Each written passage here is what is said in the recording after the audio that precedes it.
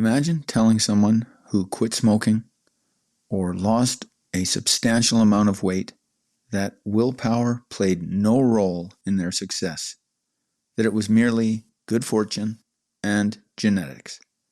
That's essentially what a 2020 Vox article argues when it claims, in quotes, willpower is overrated, and dismisses it as an unreliable strategy for behavior change. The article fundamentally misunderstands willpower by conflating its strategic application with its absence. In trying to debunk willpower myths, it actually demonstrates why willpower is essential.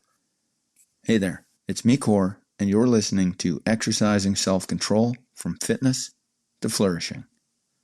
Consider the article's key claim. Successful people, begin quote, structure their lives in a way to avoid having to make a self-controlled decision in the first place, end quote. The example given is setting an alarm across the room to wake up easier. This is described as, in quotes, planning, not willpower. This is a false distinction. Who made the initial choice to restructure their environment?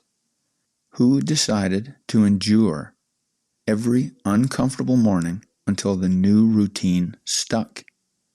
The deliberate choice to create systems that reduce future temptation is willpower in action. The article praises people who wouldn't buy a cupcake or wouldn't have passed in front of a bakery, calling these automatic reactions they've trained. But how did these reactions become automatic?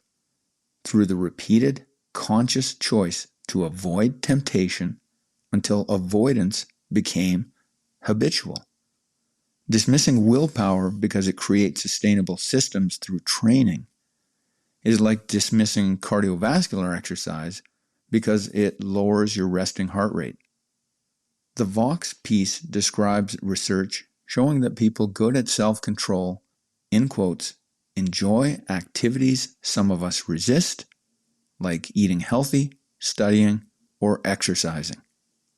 But this raises an obvious question the article ignores. How did they come to enjoy these activities?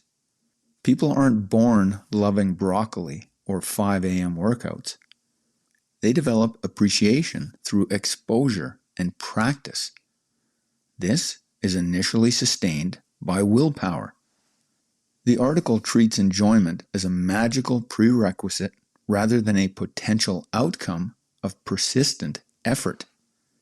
This represents strategic willpower, using conscious effort not just to resist temptation, but to deliberately expose yourself to beneficial activities until they become intrinsically rewarding. The person who, in quotes, loves exercise likely endured weeks of hating it, or at least finding it difficult and uncomfortable at first. Yes, self-control is easier when you're wealthy, well-rested, and genetically predisposed to conscientiousness. The article correctly notes that children living in poverty perform worse on the marshmallow test, made famous by Walter Mischel, partly because uncertainty makes immediate rewards more rational. But acknowledging these constraints doesn't eliminate personal agency. Instead, it clarifies where to focus that agency.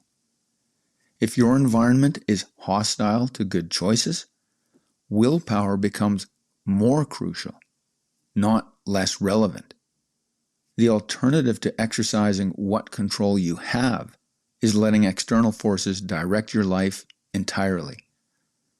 The article worries that emphasizing willpower leads to shame and blame. This concern is valid but misguided. The solution isn't to deny willpower's importance. It's to understand how to apply it strategically and compassionately. Dismissing willpower has demoralizing consequences. It suggests that people who struggle with behavior change are simply unlucky, that they're victims of genetics, environment, or circumstance. While these factors matter, sometimes enormously, treating them as conclusively deterministic blinds individuals to their own agency and ability to influence their experience. Strategic willpower involves 3 applications. 1. Environmental design.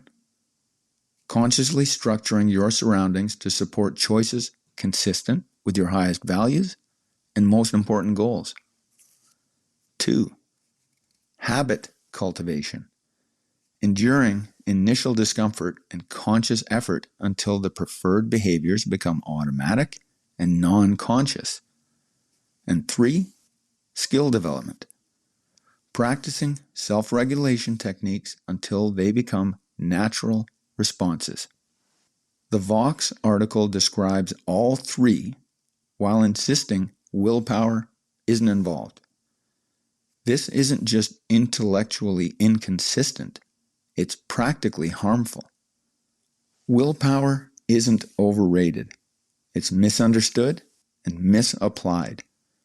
Raw, white-knuckling rarely works long-term, but strategic application of conscious choice is fundamental to all lasting behavior change.